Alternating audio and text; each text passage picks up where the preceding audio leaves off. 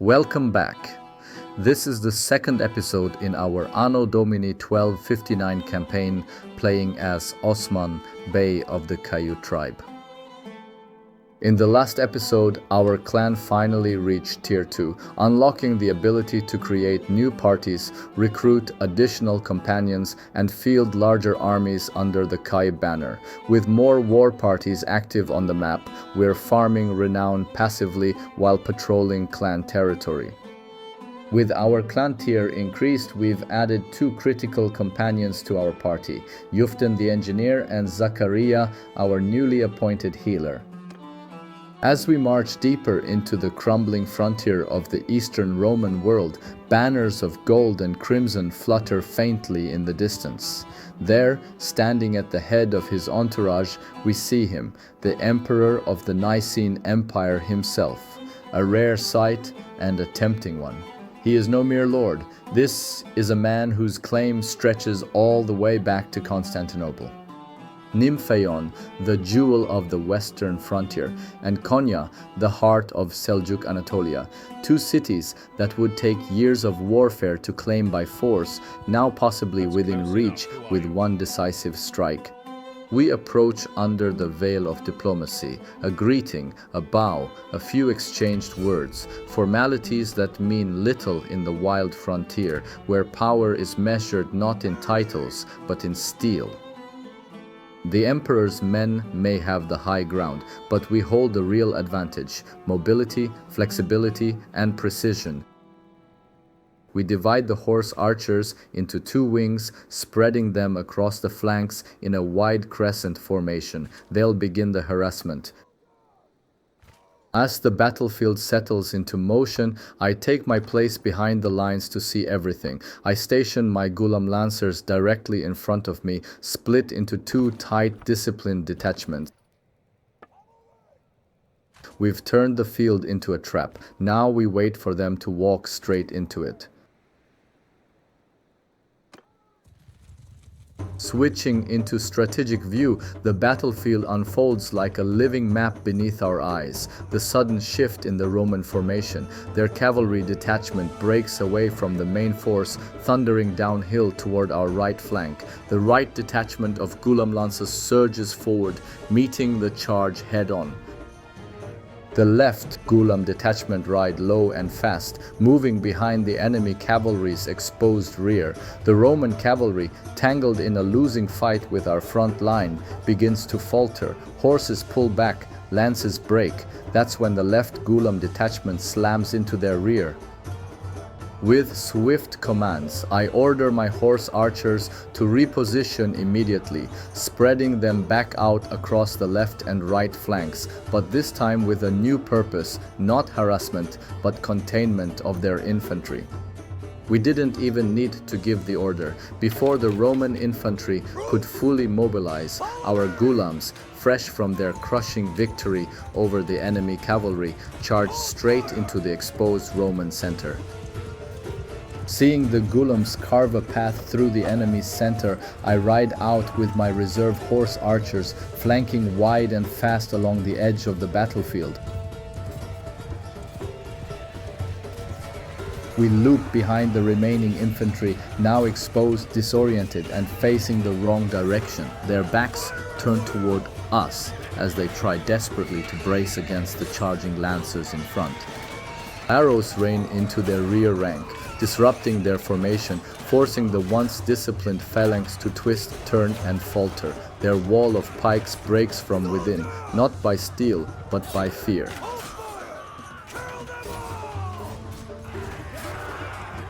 We decimate the remaining troops, one pocket at a time, until nothing stands between us and victory.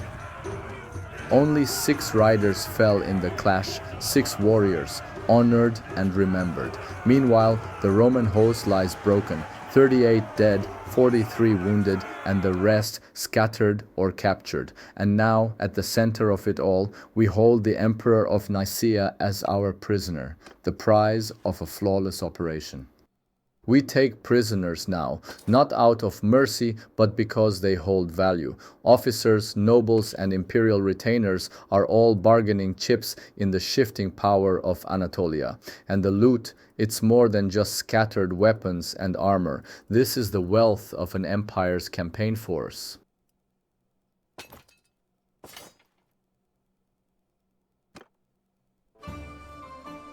With the capture of the emperor, there's no turning back. We are officially at war with the Empire of Nicaea. Most of our war parties are currently campaigning deep in the Balkans. They now face the threat of counterattacks, ambushes, and being picked off one by one. The priority now is clear. We must regroup.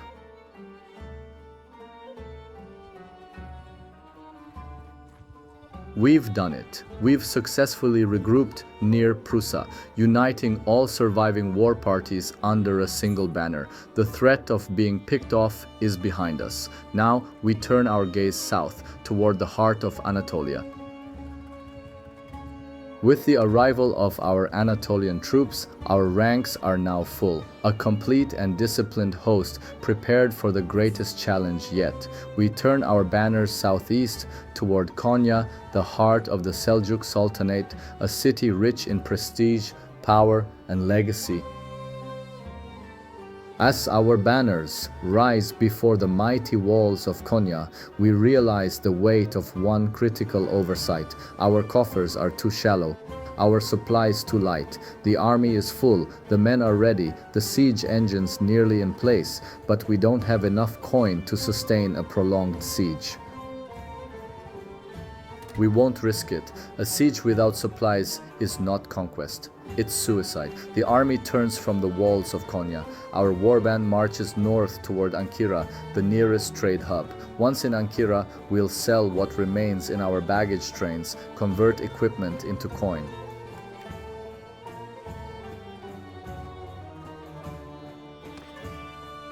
We sell a good amount of equipment, the excess blades, dented armor, and surplus goods looted from corsairs and crushed Roman hosts, enough to fill our coffers.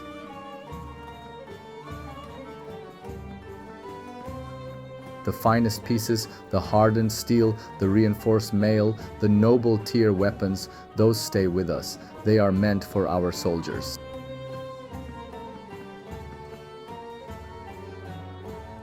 We ride out from Ankara with our coffers filled and our purpose renewed. The gold earned from loot and trade now fills our war chest. The Kayı rides south once more through the plains toward Konya, and this time we don't intend to pull back.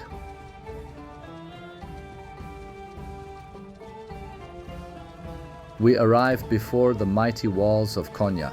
Banners are planted, pickets deployed, tents rise from the soil, the Kayı siege camp is established. We begin construction of trebuchets, the most effective siege weapon in Bannerlord. With Yuften, the engineer, overseeing construction, our progress is swift. One of the most effective siege tricks in Bannerlord is timing. As our trebuchets take shape under Yuften's direction, we immediately reserve each one as soon as it's completed. This tactic prevents the enemy's ballistae and catapults from targeting them. After the last one is completed, we deploy all three trebuchets simultaneously. Their defenses won't have time to react. Their wall strength will collapse faster than they can rebuild. Their last catapult crumbles beneath a direct trebuchet hit. The defenders' final breath of resistance from the walls is silence. Their walls are breached, torn open by relentless volleys. Their granaries are near empty. And now we strike. As I move onto the battlefield, the sky is already thick with arrows and smoke. Our siege engines thunder, hurling stones that smash into the shattered remnants of Konya's walls, while our archers launching volleys that rain down like iron hail onto the battlements. I switch to strategic view, rising above the chaos, seeing the full spread of the battlefield. I send the infantry forward, splitting them into two assault groups, each marching directly toward a breach, shields raised, weapons ready. Behind them, I reposition our archers, ordering them to advance just enough to gain line of sight, but remain protected.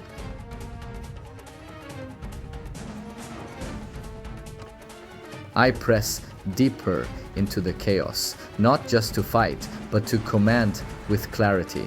From the front lines, I can see everything that matters. Our infantry pours through both breaches, fanning out into the narrow corridors between broken walls and inner battlements.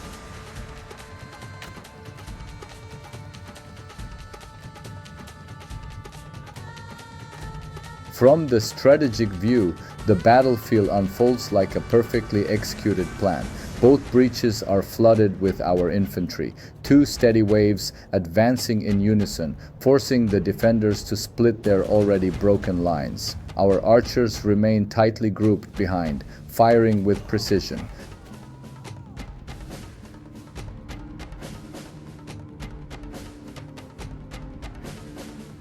Our infantry has now pushed fully through the breaches. They are inside Konya and the real fight has begun. From the strategic view, you can see it clearly. The breaches have become funnels of fury. The Kayı infantry surge through in waves, pressing harder with each moment. I draw my blade and stride toward the breach, not as a commander from afar, but as a warrior among my own. The moment I enter the fray, the Kayı soldiers see me, not from behind the lines, but at their side, blade in hand, charging with them into the ruins of Konya's walls.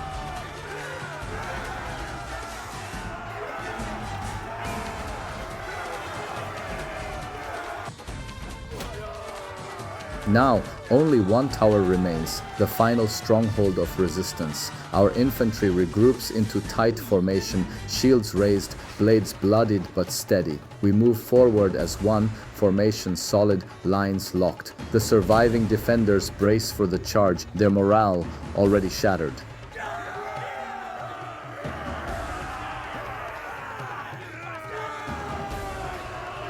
The tower is silent now. Our infantry cleared it, floor by floor. I ascend the final steps alone, my blade drawn. At the top, nothing. No enemies, no archers, just the wind cutting across the rooftop and the faint sound of cheering from the streets below. I raise my sword, not in triumph of bloodshed, but in symbol of conquest. No kills to my name today, no glory carved through steel, but victory belongs to me all the same. Konya has fallen swiftly, decisively, and with barely a cost, and to the victor goes the spoils. We seize prisoners, commanders, nobles, and garrison soldiers, all valuable for ransom, leverage, or forced service. We strip the armories, raid the granaries, and open the gates to loot and pillage. Gold, armor, food, horses, and fine silks. Konya's wealth is now the Kayı's inheritance. The troops are rewarded. Morale surges.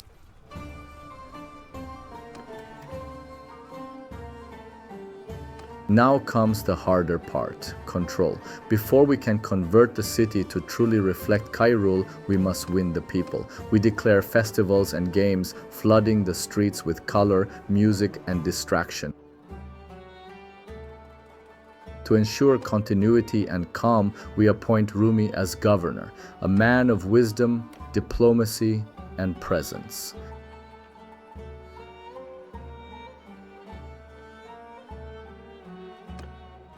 Before leaving Konya, we secure the city with a loyal garrison.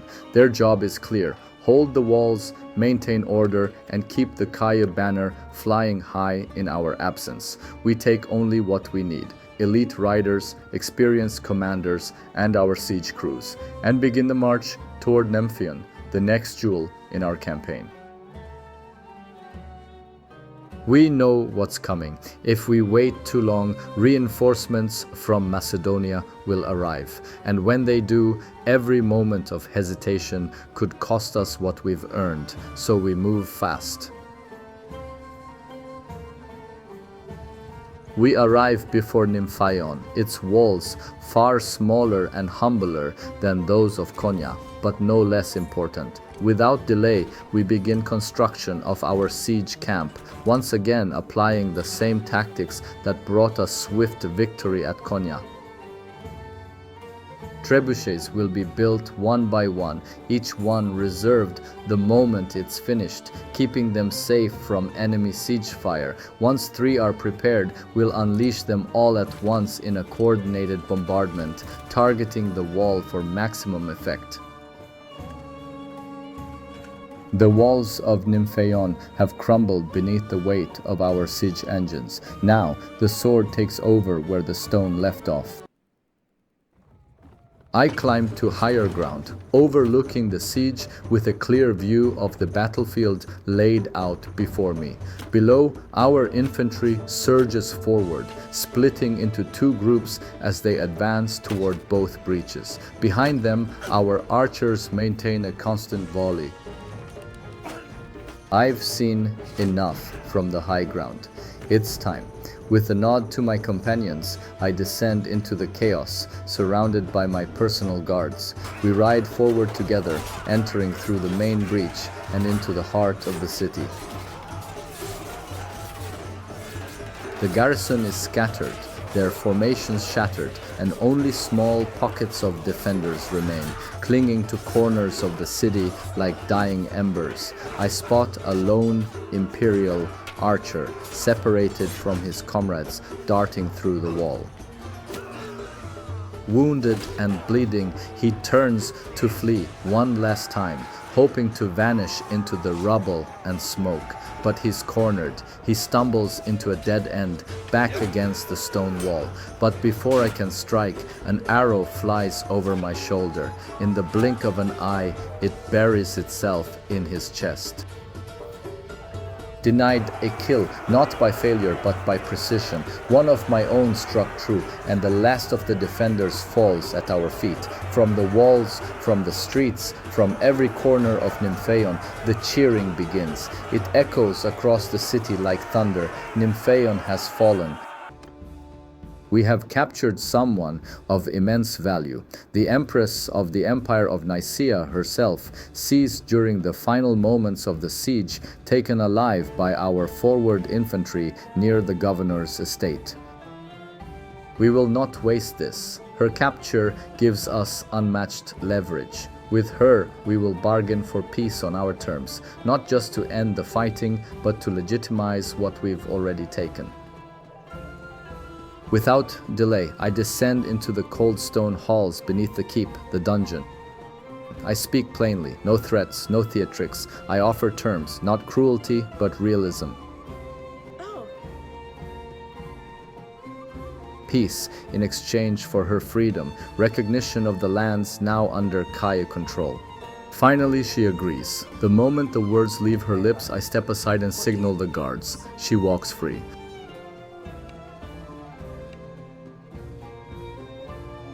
With Konya and Nymphaion under our control, and the heart of Western Anatolia firmly in our grasp, the time of wandering and tribal warfare is over. We are no longer simply the Kayı tribe, we are a dynasty. From this moment forward, we are the Osmanolu, the House of Osman. To mark this transformation, we raise a new banner, crimson red with a white crescent at its heart, a symbol of our sovereignty, our faith, and our future.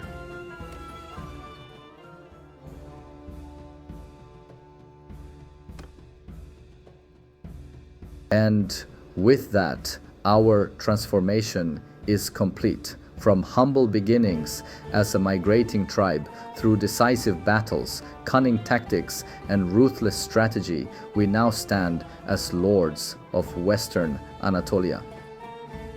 Thank you for watching. If you enjoyed this chapter in our rise, be sure to like, comment, and subscribe, because the story of the Ottomans is far from over. Until next time.